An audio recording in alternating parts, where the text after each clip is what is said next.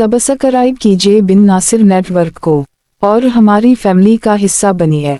Novel Faris आल-नू, किस्त number 4, बाब रहबर, writer Ziyad Asghar जे अलिफ रे वाव नून। मुस्तकबिल की दास्तान। मैं कौन हूँ? अज फारिस अली। हमारे खानदान का एक बासर शख्सियत के साथ जमीनी तनाज़ो खड़ा हो गया था, जिस पर हमारे बुजुर्गों और इनके दरमियान झगड़ा शुरू हुआ और रफ्ता रफ्ता ये झगड़ा शिद्दत इख्तियार कर गया। दादा ने मुखालिफिन के खिलाफ मुकदमा दायर करवा दिया। एक दिन अब्बू, चचा और दादा अदालत जाने के लिए घर से निकले, मगर अभी थोड़ी ही दूर पहुंचे थे कि मुखालिफिन घात लगाकर उन पर टूट पड़े। इन्होंने अचानक अंधाधुंध फायरिंग कर दी और सबको गोलियों से छलनी कर डाला। कुछ देर बाद गांव के एक शख्स ने हानते कांपते हमारे घर आकर ये खबर सुनाई। खबर सुनते ही हमारे होश उड़ गए। पूरा घर गम और गुस्से से भर गया। हम सब दीदावार जाए वकुआ की तरफ भागे और जख्मियों को अस्पताल पहुंचाने के लिए गाड़ी बुलाई। अस्पताल पहुंचने पर हमें मालूम हुआ कि अब्बू और दादा तो मौका पर ही दम तोड़ चुके थे, जबकि चचा शदीद जख्मी हालत में जिंदगी और मौत की कशमकश में थे।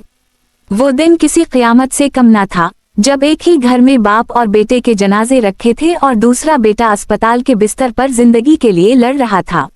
वो दिन ऐसा था जब गांव के हर मर्द वाव जन की आंख नम थी और हमारा पूरा खानदान शोक के समंदर में डूबा हुआ था।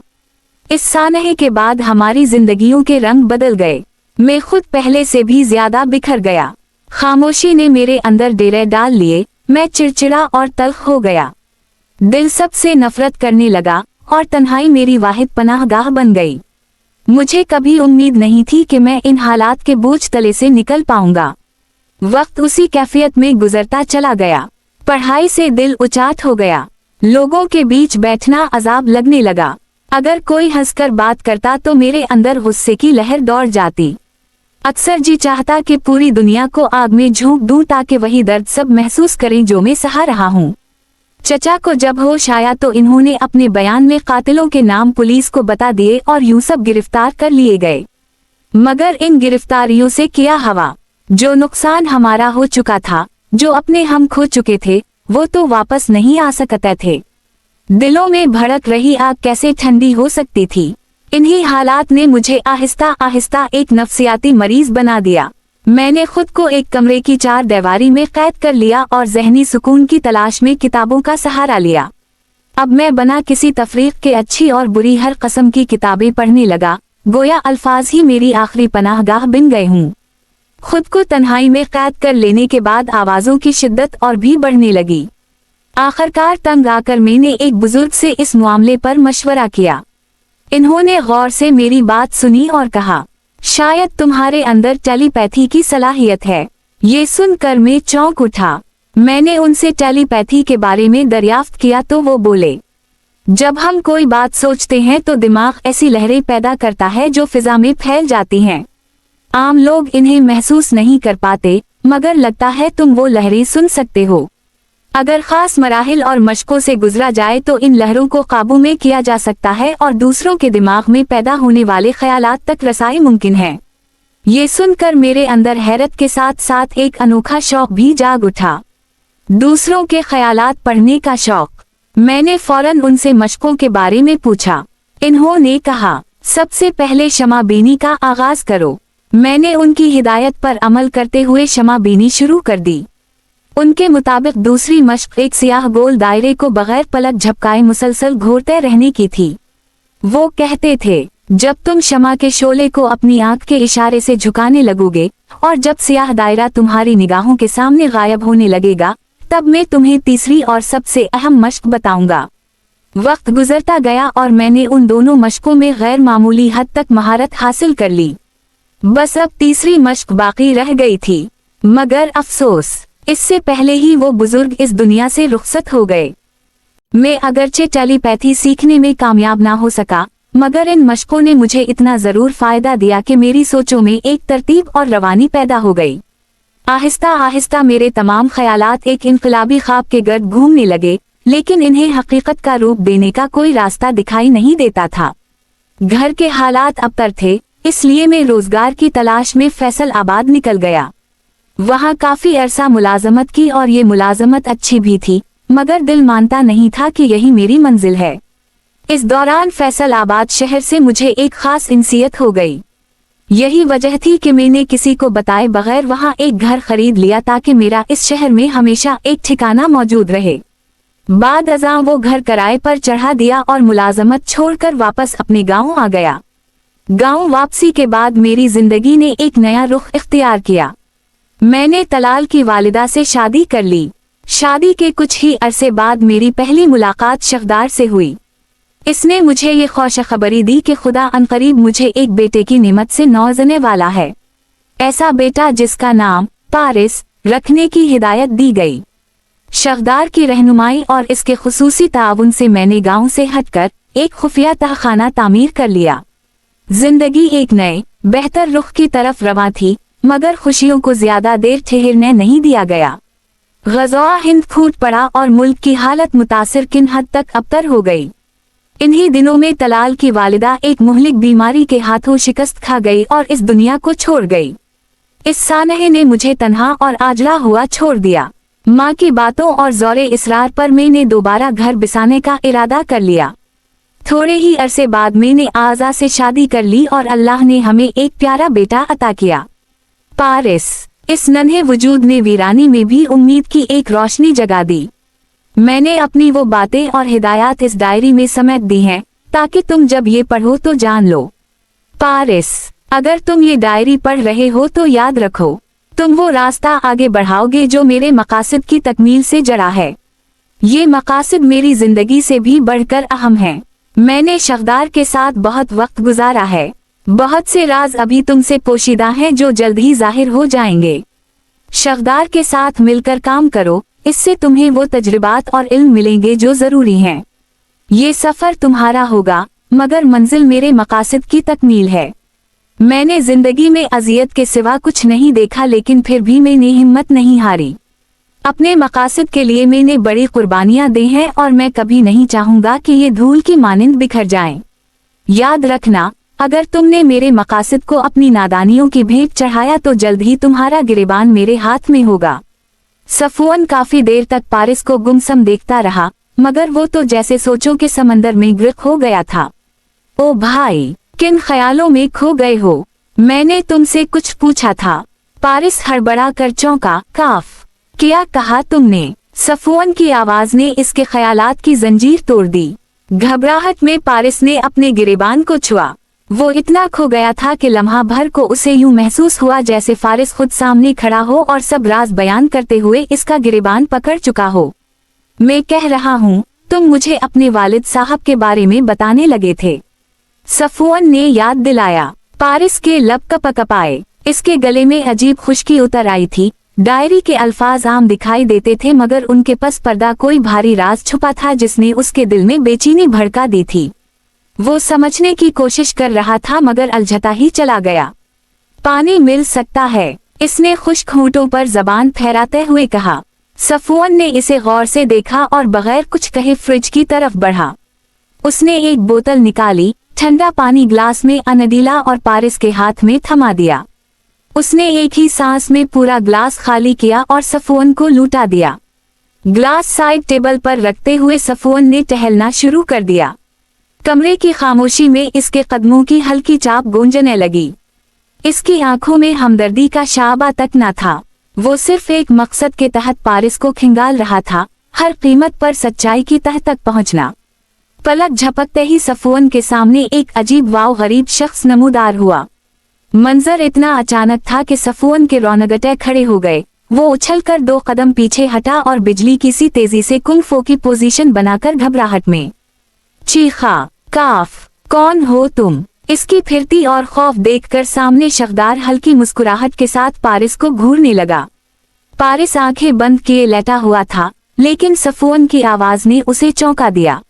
जब उसने आंखें खोले तो देखा कि सामने शख्दार खड़ा है। लम्हा भर को तो यूं लगा जैसे अगर वो मजीद 2 पल खामोश रहता तो सफवान शख्दार पर झपट पड़ता। उसी लिए वो जल्दी से बोला, सफवान, रुक जाओ, कोई बेवकूफ़ी मत करना। सफवान ने नजरें शख्दार पर गाड़ कर अपनी पोजीशन बरकरार रखी और सख्त लहजे में पूछा, ये कौन है और यहाँ अचानक कैसे आ गया? शगदार ने हल्की सी मुस्कुराहट के साथ जवाब दिया, मैं शगदार हूँ, तुम्हारा दोस्त, और जहाँ तक यहाँ आने की बात है, मैं भी वैसे ही आया हूँ जैसे तुम आए थे। इसके पुरस्कार लहजे ने लम्हा भर को सफुअन को मजीद उलझा दिया, मगर हैरत अंगेज तौर पर इसका गुस्सा और खौफ यकदम ठंडे हो गए। अच्छा, आप वही हैं जो मुझे यहाँ लेकर आए, सफुअन ने सुकून का सांस लेते हुए कहा। ये सुनकर शगदार की नजरें बेयकीनी और शक से पारिस की तरफ उठ गईं। इसके लहजे में खफगी और हैरत का इम्तिजाज था। पारिस, अगर मुझे किसी को कुछ बताना होता तो मैं खुद बताता। क्या तुमने मेरे बारे में सब कुछ उसे बता दिया है? नहीं, मैंने इसे सिर्फ इतना बताया था कि हम टेलीपोर्टेशन के जरिए यहाँ आए, और कसम से मैंने तो आपका नाम तक नहीं लिया। ये तो आपके आने के अंदाज से खुद ही पहचान गया, पारिस ने मासूमियत से वजाहत दी। शगदार ने एक लम्हे के लिए उसे घूरा, मगर अगले ही पल इसके चेहरे पर नरमी आ गई। वो धीमी मगर भारी आवाज में बोला, खैर जो भी है, मैं वैसे भी उसे सब कुछ बता ही दूंगा, लेकिन याद रखना, जो बात तुम्हें बताई जाए वो तुम्हारे सीने में ही दफन रहनी चाहिए। एहतियात बहुत जरूरी है, पारिस। इसके हाथ में एक भारी सा बैग था, जिसे उसने मेज पर रखा और फिर पारिस के करीब रखी कुर्सी पर बैठ गया। पारिस ने खामोशी इख्तियार की और कोई जवाब ना दिया। सफुअन की नजरें मुसलसल बैग पर जमी हुई थीं। तजस्सुस इसके चेहरे पर साफ झलक रहा था। वो खुद पर काबू ना रख सका और पूछ ही बैठा, इस बैग में क्या है? शगदार ने निगाह उठाकर सफुअन को देखा, फिर पुरसुकून अंदाज में बोला, तुम दोनों के जख्मों का इलाज है इसमें, और हाँ, तुम भी करीब आकर बैठ जाओ, मैं यहाँ सिर्फ तुम दोनों का इलाज करने ही आया हूँ। सफुअन ने झजकते हुए कुर्सी खिसकाई और बैठ गया, लेकिन इसके दिल व दिमाग में सवालों की एल्गार थमने का नाम ही नहीं ले रही थी। वो लम्हा भर सोचता रहा, फिर हिम्मत करके बोला, क्या तुम किसी खलाई दुनिया से आए हो? नहीं, मैं भी तुम लोगों जैसा ही इंसान हूँ। जैसे यूरोपियन, एशियन, अरबी, मंगोल, तर्क और अफ्रीकी सबके चेहरे और हुलिया अलग अलग हैं, वैसे ही हम भी तुमसे मुख्तलिफ हैं। बस फर्क इतना है कि तुमने हमें पहले कभी देखा नहीं, उसीलिए मेरा चेहरा तुम्हें अजीब और हैरानकिन लग रहा है। शगदार ने बात खत्म करते हुए सफुअन की तरफ देखा, फिर बैग की तरफ झुककर उसे टटोलने लगा। चंद लम्हों बाद उसने एक छोटी सी डबी निकाली, जिसमें सब्ज रंग का गाढ़ा सा महलूल भरा था। वो डबी सफुअन की तरफ बढ़ाते हुए बोला, पारिस के जख्म से पिटी हटाओ और ये महलूल पानी में मिलाकर इसका जख्म अच्छी तरह साफ करो। सफुअन ने खामोशी से डबी थाम ली और फिर पिटी खोलने में मसरूफ हो गया। पारिस इन सब से बेखबर अपने अब्बू की डायरी के बारे में सोचों में गुम था। अचानक सफुअन ने पिटी की गिरह जोर से खींची तो वो तरफ उठा और कराहते हुए बोला, आहा यार, जरा आराम से खोलो पिटी, मैं कुछ सोच रहा था, मर तो नहीं गया था कि तुम मुझ पर हैवानों जैसा जुल्म कर रहे हो। सफुअन ने बमुश्किल अपनी हंसी दबाई और हंसते हंसते बोला, अच्छा ठीक है, आराम से ही खोलता हूँ, लेकिन जरा तुम भी ध्यान तो दो मेरी तरफ। अब तो मैं पूरा ध्यान रखूंगा, वरना तुमने तो मेरी टांग का कचरा ही बना देना है। पारिस ने बुरा सा मुंह बनाते हुए कहा तो सफुअन हल्की मुस्कुराहट के साथ झुक गया और पिटी की आखिरी तहें उतारने लगा जो जख्म से बुरी तरह चपक चुकी थीं। शगदार इस दौरान बैग से काफी सामान निकालकर बाहर रख चुका था। जख्म पर जमी खून आलूद तहों को देखते हुए उसने सफुअन को हिदायत दी, इन तहों को उतारने से पहले उन पर थोड़ा सा केमिकल डाल देना। सफुअन ने फौरन शफ्फाफ बोतल में केमिकल डाला और पानी के साथ मिक्स करके एक महलूल बनाया। फिर इस महलूल को पिटी की तहों पर डालते हुए आहिस्तगी से पिटी उतारने लगा। जैसे ही पिटी हटी तो जख्म पूरी तरह नुमाया हो गया। वो खास नौयत के धागे से बंद किया गया था। सफुअन ने रुई की मदद से जख्म को महलूल के साथ अच्छी तरह साफ कर दिया। अब ऐसा करो कि इसकी टांग पर लगे टांके अधेड़ कर बाहर निकाल दो, शगदार ने पुरसकून लहजे में कहा और मेज पर रखे 2 रिंग उठा लिए। सफुअन एक लम्हे को चौंक गया, आंखों में हैरत छा गई। ये कैसे मुमकिन है? जख्म तो अभी ताजा है, टांके काटेंगे तो काफी खून बह जाएगा। शगदार ने नरमी मगर मजबूत लहजे में जवाब दिया, मैं जैसा कह रहा हूँ बस वैसा ही करो। उसके जख्म के फौरी इलाज के लिए ये जरूरी है। इसने कंधे अचकाते हुए औजार उठाया और जेर लब बुड़बड़ा, ठीक है, मुझे कोई एतराज नहीं, लेकिन मैं बता रहा हूँ, खून काफी बहेगा। ये कहकर उसने आहिस्तगी से टांके काटने शुरू कर दिए और शख्दार गहरी खामोशी में खड़ा इसकी हर हरकत पर नजरें जमाए रहा। पारिस की हालत तकलीफ से अबतर हो चुकी थी। एयर कंडीशनिंग की ठंडी हवा के बावजूद इसके माथे पर पसीने के कतरे झिलमिला रहे थे।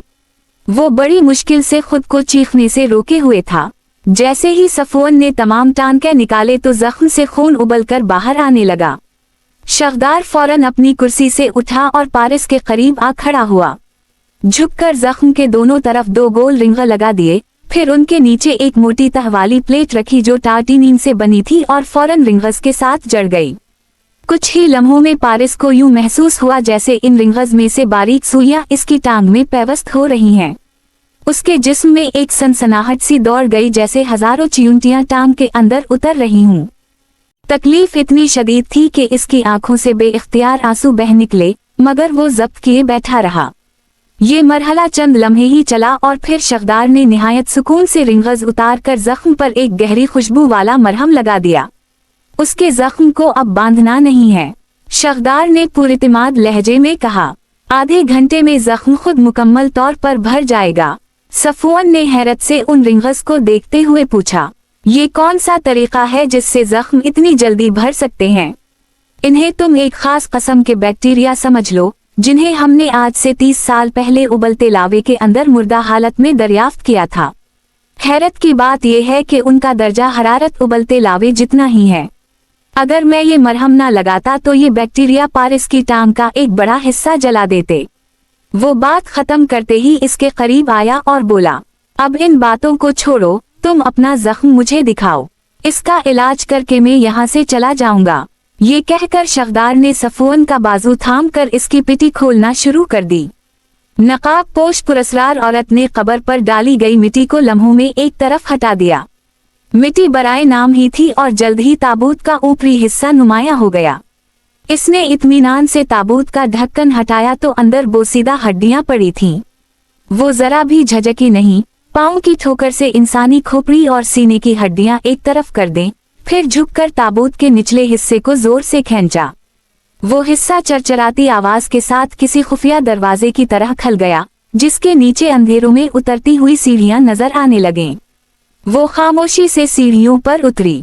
ऊपर का ढक्कन और निचला हिस्सा दोनों बंद करने के बाद उसने नीचे कदम रखा। थोड़ी ही गहराई पर उसके पांव नाहमवार फर्श पर जा लगे।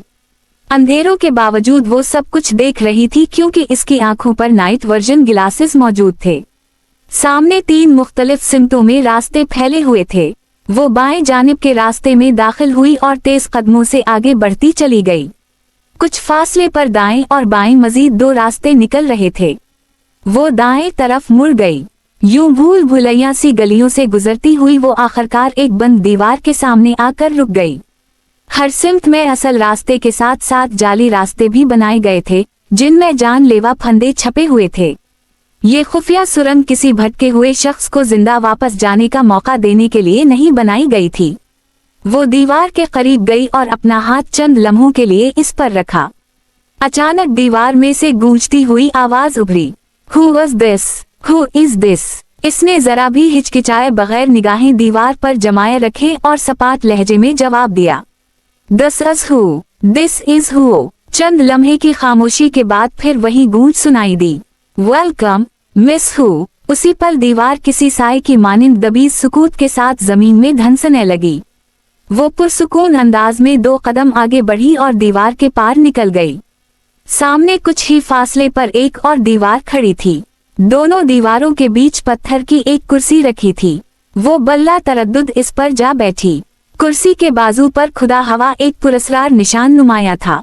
इसने अपनी अंगूठी इस निशान पर रख दी। फौरन कुर्सी में एक गैर मरी कुव्वत जाग उठी, एक ऐसी ग्रेविटेशनल ताकत जिसने उसे मजबूती से अपनी गिरफ्त में ले लिया।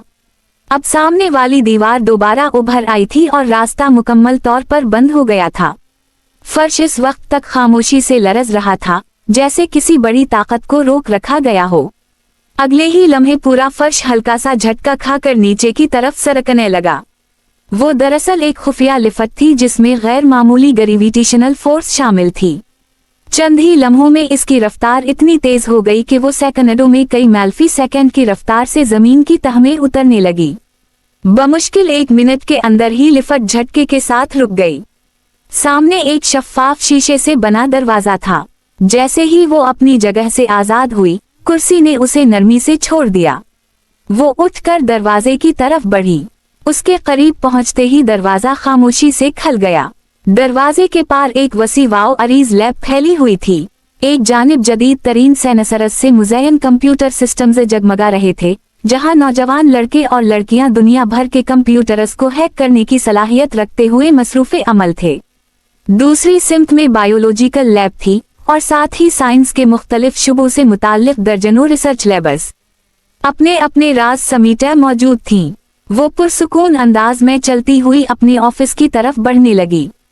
उसके करीब से गुजरने वाला हर शख्स झुककर एहतराम से वेलकम मीम कहता हुआ आगे बढ़ जाता, मगर वो सबसे बेनियाज थी। अपने ऑफिस के दरवाजे से दाखिल होते ही माहौल बिल्कुल बदल गया। ऑफिस किसी और ही दुनिया का मंजर पेश कर रहा था। छत पर निगाह डाले तो यूं लगता जैसे नीला आसमान बेइंतहा वुसअत के साथ ऊपर फैला हुआ हो। चारों दीवारें बहते समंदर की मुतहर्रिक तस्वीर पेश कर रही थीं, जिनकी गहराई में लहरें टकराकर सनसनाहट पैदा कर रही थीं। फर्श मुकम्मल शीशे से बना था, जिसके नीचे शफ्फाफ पानी बह रहा था। पानी में रंग बिरंगी मछलियां तैरती नजर आ रही थीं, और ये मंजर ऐसा तासुर देता था गोया ऑफिस का हर सामान पानी पर मुअल्लक है। वो अपनी मखसूस निशस्त पर बैठ गई। चंद लम्हों तक गहरी नजर से ऑफिस का दिलकश मंजर देखा, फिर फोन उठाकर आहिस्तगी से बोली, मिस्टर जेरस, फौरन मेरे ऑफिस में आएं। कॉल करने के बाद वो उठ खड़ी हुई और शीशे के फर्श के नीचे मछलियों को तैरता देखकर मुस्कुरा दी। मंजर इतना पुरकशिश था कि लम्हा भर को हकीकत और ख्वाब की सरहद धंधिला गई। पारिस और सफून के जख्मों का मुआयना करने के बाद शगदार जा चुका था और कमरे में अब एक हल्की सी बेफिक्री और सुकून की फिजा कायम हो चुकी थी। पारिस और सफून हंसी मजाक में मशगूल थे। शगदार ने सफून को खासी मालूमात फराहम कर दी थी, जिसके बाद वो पहले से कहीं ज्यादा मुतमईन नजर आ रहा था। उसके दिल में ये यकीन बैठ चुका था कि अगर इन्हें इकट्ठा किया गया है तो उसके पीछे यकीनन कोई बड़ा राज और एक खास मकसद पोशीदा है। सफून की फितरत कुछ ऐसी थी कि वो बराह रास्त सवाल करने से गुरेज करता, मगर किसी भेद से बेखबर रहना भी इसके लिए मुमकिन नहीं था। ताहम इस बार सूरत हाल मुख्तलिफ थी। ऐसी कैफियत इसके सामने पहली बार आई थी। इसने फैसला किया कि वक्त ही पर्दा हटाएगा। आखिर कौन सा राज ऐसा है जो हमेशा राज रह सका हो। उनके जख्मों में हल्की हलचल अब भी बाकी थी, मगर तकलीफ आहिस्ता आहिस्ता मध्यम पड़ती जा रही थी। पारिस अब इतना संभल चुका था कि अपनी टांग को हल्का सा हरकत दे सके। वो दोनों अभी बातों में महुही थे कि अचानक बाहर से कदमों की मध्यम चाप सुनाई दी। कमरे की फिजा यकदम साकत हो गई। पारिस ने फौरन अपनी टांग पर चादर डाल ली और पूरी तवज्जो इस चाप की सिमत मरकूज कर दी। तलाल खाने की ट्रे उठाए कमरे में दाखिल हुआ तो इसके चेहरे पर एक हल्की मुतमईन सी मुस्कुराहट थी। दरवाजे से अंदर आते ही उसने खुशगवार लहजे में सलाम किया। अस्सलामु अलैकुम, कैसे हो जवानों। सफून फौरन अपने बिस्तर से उठ खड़ा हुआ, जबकि पारिस नींद दराज हालत से सीधा बैठ गया। वालेकुम अस्सलामु, अल्लाह का शुक्र है, आपने खौमखुआ हमारे लिए इतना तकल्लुफ कर लिया। पारिस ने रस्मी लहजे में कहा, मगर उसके चेहरे और आंखों से भूख की शिद्दत साफ आया थी। दिल ही दिल में वो चाह रहा था कि अभी और उसी लम्हे तलाल के हाथ से ट्रे छीन ले। तलाल के लबों पर एक नरम मुस्कुराहट उभरी। ये तकल्लुफ नहीं, मेरा फर्ज है। मुझे अंदाजा था कि तुम दोनों के पीठ खाली हैं, इसने धीमे लहजे में कहा। पहले खाना खा लो, फिर हम बात करेंगे। ये कहकर उसने ट्रे एहतियात से मेज पर रख दी। सफून ने बेतकल्फी से एक कुर्सी खींची और पारिस के साथ बेड के करीब मेज के पास बैठ गया। दोनों भूख के मारे फौरन खाने में मसरूफ हो गए। तलाल ने चंद लम्हे उनकी तरफ देखा, फिर नजरें झुका लें। इसकी आंखों में जैसे कोई अनजानी परेशानी तीर रही थी। वो खामोशी से एक तरफ बैठ गया। पारिस ने चंद नवाला लिए और अचानक नजरें उठाकर तलाल को देखा। वो गहरी सोचों में डूबा हुआ था, जैसे किसी अंधेरी राह में रास्ता तलाश कर रहा हो। इसके चेहरे पर उलझन, मलाल और किसी उनकही बात का बोझ साफ झलक रहा था। पारिस वक्फे वक्फे से इसके चेहरे को देख रहा था। कुछ लम्हे वो खुद को रोके रहा, मगर आखिरकार बोल ही पड़ा। क्या बात है तलाल भाई, आप परेशान लग रहे हैं। पारिस की आवाज में फिक्र वाज़ेह थी। इसकी बात सुनते ही सफवन ने भी चौंक कर तलाल की तरफ देखा। ज्यादा देर न लगी कि वो भी तलाल के चेहरे पर छाई बेचैनी और इस्तिराब की लहरों को महसूस कर गया। कुछ नहीं, तुम खाना खाओ, तलाल ने मुख्तसर और सर्द लहजे में कहा, जैसे बात खत्म कर देना चाहता हो। लेकिन आप काफी उलझे हुए लग रहे हैं, पारिस ने हिचकिचाते हुए फिर कहा। जरूर कोई बात है जो आपको अंदर से खाई जा रही है। तलाल ने गहरी सांस ली, चेहरे पर खफगी उभर आई। मैंने कहा ना, तुम खाना खाओ, ये मेरा जाती मसला है। इस बार लहजे की सख्ती ने बात खत्म कर दी। पारिस ने खामोशी से कंधे अचुकाए और दोबारा नवाला तोड़ने में मसरूफ हो गया। चंद लम्हे बाद सफवन ने नरमी से मदाखलत की। तलाल भाई, मेरा हक तो नहीं बनता कि कुछ कहूँ, मगर बुरा मत मानना, दो भाइयों का एहसास चार दोस्तों के साथ से बढ़कर होता है। आप दोनों को एक दूसरे से ऐसी बातें नहीं छुपानी चाहिए। तलाल ने सर उठाकर एक लम्हे को सफवन की तरफ नागवारी से देखा, मगर इसकी आंखों में वही उलझन, वही खामोशी कायम थी। सफवन ने आहिस्ता से बात जारी रखी। चलें, जैसे आपको मुनासिब लगे। मैं सिर्फ ये समझाना चाहता हूँ कि अगर मसला साझा हुआ तो कल को ये आप दोनों के दरमियान कशीदगी भी पैदा कर सकता है। किसी बात को जानना जितना आपका हक है, इतना ही इसका भी है। ये कहकर वो खामोशी से खाने में मशगूल हो गया। कमरे में अब सिर्फ बर्तनों की मध्यम आवाज गूंज रही थी और तीनों के दरमियान एक गैर महसूस बोझ सा छाया हुआ था, जैसे हुआ खुद इनके दरमियान कोई राज सुनने के इंतजार में ठहरी हो। तलाल कुर्सी पर बैठा था, मगर उसके वजूद से बेचैनी साफ झलक रही थी। इसकी नजरें कभी फर्श पर जमी रहती, कभी बेमकसद छत की तरफ उठ जाती। आंखों में तजब्जुब, चेहरे पर बोझ और दिल में कोई उनकही करबनाक कहानी साफ महसूस हो रही थी। चंद लम्हों तक कमरे पर गहरी खामोशी छाई रही, फिर इसने धीरे से, जैसे खुद से लड़ते हुए कहा, आज सुबह अम्मी की तबीयत अचानक बहुत खराब हो गई थी। ये सुनते ही पारिस के हाथ में थमा नवाला जैसे मुंजमद हो गया। एक नवाला जो वो हलक से उतारने वाला था, वहीं अटक गया, जैसे पत्थर बनकर सांस की राह रोक दे। इसके चेहरे का रंग यकदम उड़ गया। किया, मामा को किया हवा। उसकी आवाज में घबराहट, दर्द और खौफ सब कुछ एक साथ लरज उठा। तलाल ने गहरी सांस ली, मगर अल्फाज जैसे इसके होंठों से चमक गए थे। मैं इन्हें डॉक्टर फिरदौस के पास लेकर गया था। डॉक्टर फिरदौस ने बताया है कि वो जुमला अधूरा छोड़कर रुक गया। पारिस का दिल तेजी से धड़कने लगा। क्या कहा? आप यूं पहेलियां क्यों बुझा रहे हैं? उसकी आवाज भारी और कांपती हुई थी। तलाल की आंखों में नमी उतर आई। इसने नजरें झुकाएं, फिर बमुश्किल कहा, इन्होंने बताया कि अम्मी जान को ब्लड कैंसर है। ये जुमला सुनते ही पारिस के इर्द गिर्द की दुनिया जैसे मानत पड़ गई। लम्हा भर के लिए हर आवाज गायब हो गई, बस दिल की धड़कन अपने कानों में गूंजने लगी। इसने नजरें झुकाएं, मगर आंखों से आंसू बहने लगे। इसका इलाज तो मुमकिन है ना? डॉक्टर फिरदौस ने क्या कहा? इसने लरजती हुई आवाज में पूछा।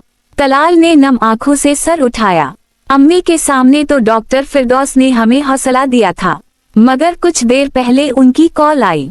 वो कह रहे थे कि बीमारी अपनी जड़ें मजबूत कर चुकी है। कैंसर खून से होता हुआ हड्डियों तक पहुंच चुका है। इसने रुककर सांस भरी, फिर धीरे से बोला, सुबह में अम्मी को अस्पताल ले जाऊंगा, खून की तब्दीली जरूरी है। ये कहते हुए इसने सर उठाया। उसकी आंख में अटका हुआ एक आंसू टूटकर गाल पर बह निकला। कमरे में सिर्फ वही आंसू बोल रहा था, बाकी सब कुछ जैसे खामोशी में दफन हो गया था। मीम, मामा ठीक तो हो जाएंगी ना तलाल भाई? पारिस की आवाज लरज रही थी। अल्फाज इसके हलक में अटक गए थे। इसके हाथ कांप रहे थे, चेहरा जर्द पड़ चुका था। वो जिंदगी में पहले ही बहुत कुछ खो चुका था। अब्बू की मौत का खूनी मंजर अब तक इसके जहन में जीता जागता था, और अब ये खबर। जैसे किसी ने उसके वजूद पर आखिरी ज़र्ब लगा दी हो। वो मजीद किसी नुकसान का बोझ बर्दाश्त नहीं कर सकता था, खास तौर पर अपनी मामा को तो वो खोने का तसव्वुर भी नहीं कर सकता था। डॉक्टर फिरदौस ने कहा है कि हमें हर मुमकिन सूरत-ए-हाल के लिए तैयार रहना चाहिए। तलाल आहिस्ता से बोला, फिर उठकर पारिस के पहलू में आ बैठा। इसने शफकत से इसके कंधे पर हाथ रखा और नरमी से कहा, हौसला रखो, सब ठीक हो जाएगा। मगर पारिस कैसे हौसला रखता? इसकी पूरी दुनिया तो एक ही रिश्ते के गर्द घूमती थी, उसकी माँ। वो अब तक उनके सहारे जी रहा था और अब वही सहारा डगमगा रहा था। इसके पास अब कहने को कुछ नहीं बचा था, सिर्फ खामोशी थी और दिल में एक चीख जो बाहर नहीं आना चाहती थी। आंसू इसके रुखसारों पर बह निकले। उसने बेबसी से सर उठाकर छत की तरफ देखा, गोया अपना दर्द निगलने की कोशिश में हो। जब उसने नजरें नीचे करके तलाल को देखा तो इस लम्हे का मंजर इसे तोड़कर रख गया। पारिस की आंखें लाल हो चुकी थीं, चेहरे पर अजियत लिखी थी। तलाल का दिल भी भर आया। वो दोनों हाथों से पारिस का चेहरा थाम कर बोला, पारिस मेरे बच्चे, मेरे भाई, दिल छोटा मत करो। देखो, मैं भी तुम्हारी तरह तड़प रहा हूँ, मगर उम्मीद अभी बाकी है। अगर हम हिम्मत हार गए तो इस तूफान का मुकाबला कैसे करेंगे? वो उसे हौसला देने की कोशिश कर रहा था, मगर खुद अंदर से खोखला हो चुका था। ना कोई बड़ा भाई जिससे दिल का बोझ बांटे, ना बाप जिसके कंधे पर सर रखकर आंसू बहाए। आज़ा और पारिस की मुस्कुराहटों में ही उसने दोबारा जीना सीखा था, लेकिन अब वो खुद को बिखरता महसूस कर रहा था। पारिस ने नजरें झुका लें, होठ भैंच लिए और आहिस्ता से इस बात में सर हिला दिया। तलाल ने उसे अपनी बाहों में भर लिया और बस ज़ब्त की आखिरी दीवार भी टूट गई। भाई प्लीज, मामा को कुछ नहीं होना चाहिए। मैं पारिस की आवाज टूट गई और अगले ही लम्हे वो तलाल के सीने से लगकर फूट फूट कर रो पड़ा। कमरे में सिर्फ एक ही आवाज गूंज रही थी, एक बेटे की ससकियां जो अपनी माँ को खोने के खौफ से लरज रही थीं। पारिस, ये क्या बचपन है? तलाल की आवाज में सख्ती तो थी, मगर उसके लहजे की तह में छपी मोहब्बत और फिक्र भी वाज़ेह थी। कुछ नहीं होगा, सब ठीक हो जाएगा। थोड़ा हौसला करो, तुमसे तो अम्मी का हौसला ज्यादा है। संभालो खुद को, यूं आंसू मत बहाओ। मर्दों की तरह मेरे साथ खड़े रहो ताकि हम इस मुश्किल से निकल सकें। चाहे अम्मी को दुनिया के दूसरे कोने तक क्यों ना ले जाना पड़े, हम ले जाएंगे, मगर उनका इलाज जरूर करवाएंगे। तलाल की आवाज में भरा हुआ यकीन कमरे की साकत फिजा में गूंज उठा। इसकी आंखों में आंसू तो थे, मगर उनके पीछे एक गैर मुतज़लज़ल कुव्वत छपी थी। वो पारिस के दिख को महसूस कर रहा था, मगर नहीं चाहता था कि ये दिख उसे तोड़ दे। सफवान भी खामोशी से उठा और पारिस के पहलू में आ बैठा। इसने मजबूती से इसके कंधे पर हाथ रखा, जैसे अपनी मौजूदगी से उसे सहारा दे रहा हो। पारिस, वो धीरे मगर परअज़म लहजे में बोला, जिसने इतनी हौलनाक हालत में मुझे बचाने के लिए अपनी जान खतरे में डाल दी, वो इतना कमजोर नहीं हो सकता। अब दोबारा ऐसा मत करना। मैं खुद भी एक डॉक्टर हूँ, सुबह तुम्हारे साथ चलूंगा। हम कोई ना कोई इलाज जरूर ढूंढ लेंगे। सफवान ने लम्हा भर रुककर गहरी सांस ली, फिर मजीद संजीदगी से कहा, मेरा भाई, मेरी माँ, मेरे अब्बू सब मुझे छोड़कर जा चुके हैं, मगर मैं कभी इतना नहीं टूटा जितना तुम अभी खुद को तोड़ने पर तले हो। माशाअल्लाह, तुम्हारी मामा हयात है और जहाँ जिंदगी है वहाँ उम्मीद भी है। पारिस ने धीरे से सर उठाया। आंखें अभी तक भीगी हुई थीं, मगर उनमें अब एक चमक लौट आई थी, अज़्म की चमक। इसने आस्तीन से आंसू साफ किए और गहरी सांस लेकर ठोस लहजे में कहा, ठीक है भाई, आप जाएं। सुबह मामा को डॉक्टर के पास ले जाइएगा, हम दोनों भी सीधे वहीं आ जाएंगे। ये सुनकर सफवान और तलाल के चेहरों पर पहली बार एक हल्की सी मुस्कुराहट उभरी। उम्मीद की एक नरम किरण जैसे अंधेरे कमरे में दाखिल हो गई हो। ठीक है, मैं घर जाता हूँ, परेशान मत होना, सब बेहतर हो जाएगा इंशाअल्लाह।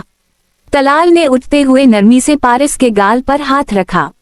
इस लम्हे इसके लमस में एक भाई की शफकत, एक बाप की तसल्ली और एक दोस्त का यकीन, सब यकजा थे। अपना ख्याल रखिएगा, पारिस ने धीमे संजीदा मगर बुझे हुए लहजे में कहा।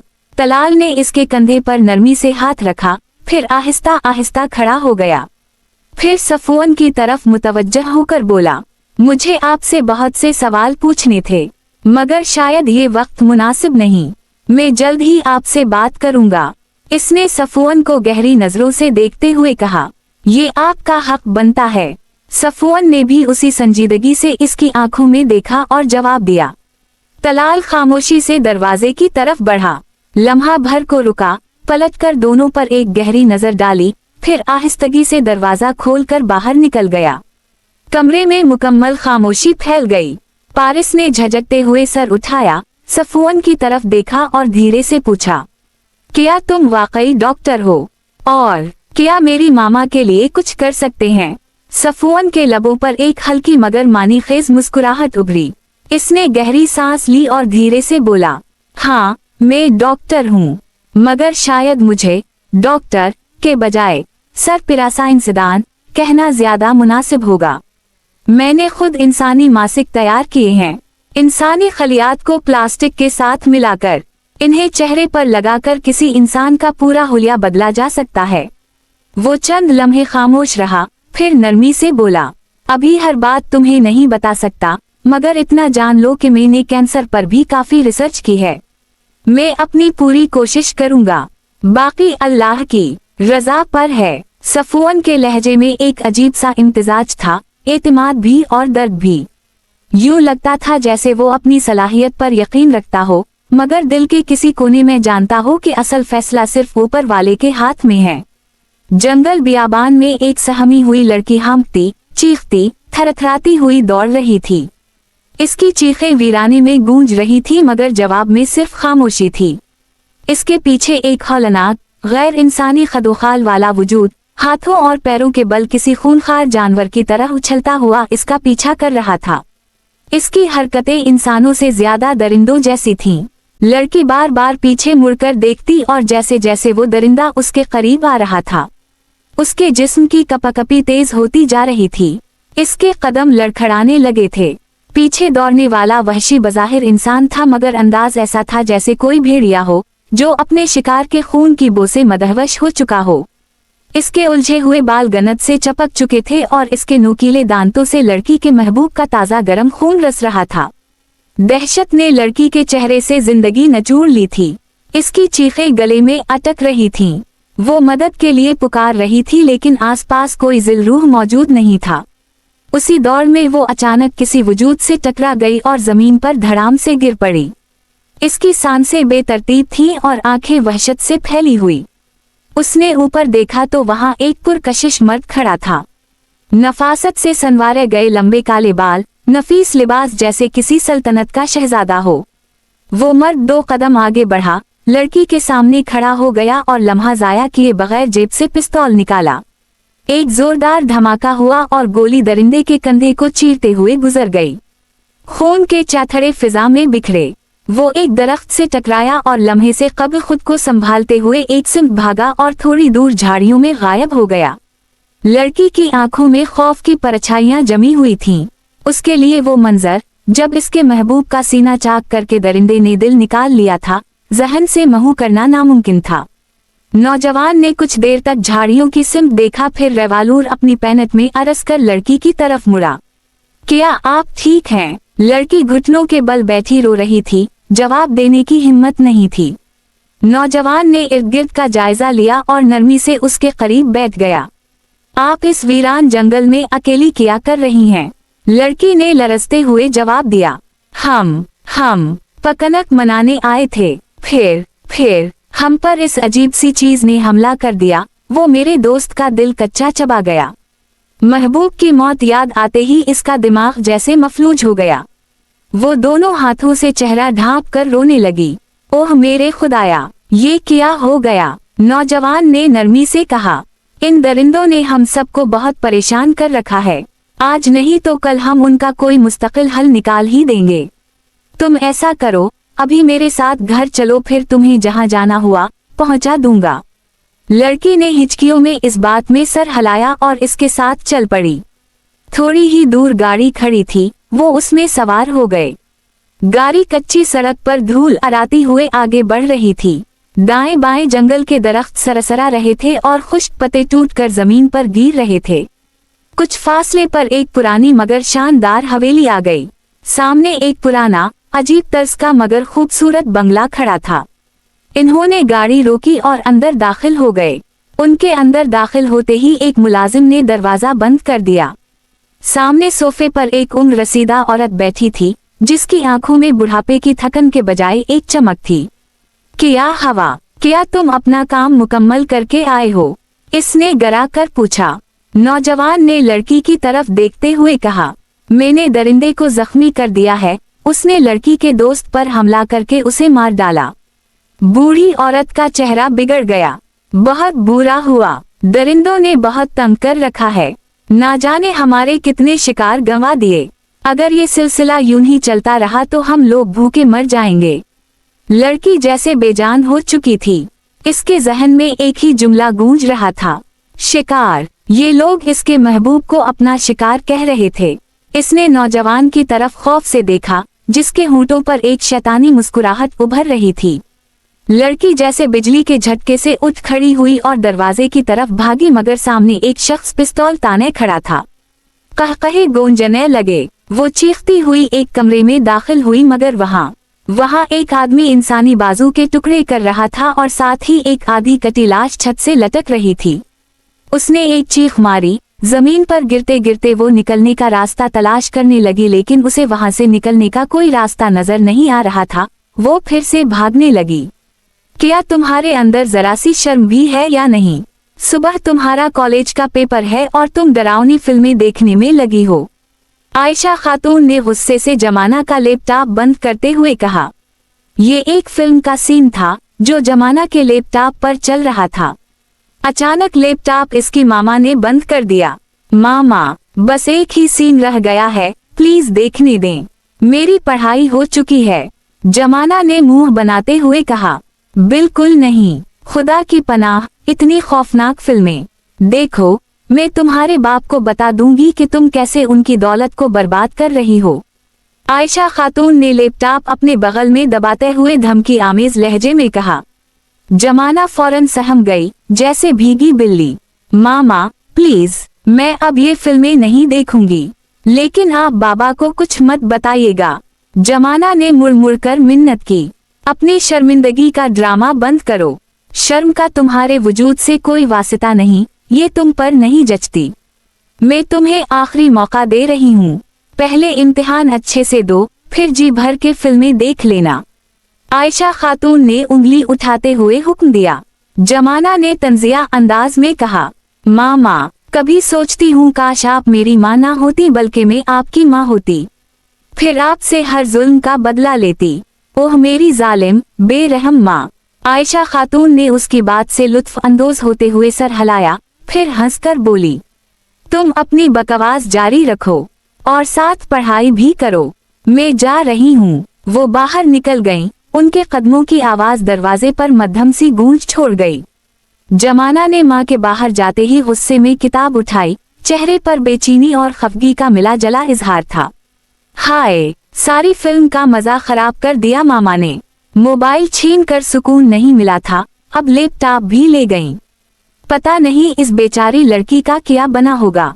वो आखिरी सीन के मनाजिर याद करते हुए किताब की तरफ मुतवज्जह हो गई। जारी है।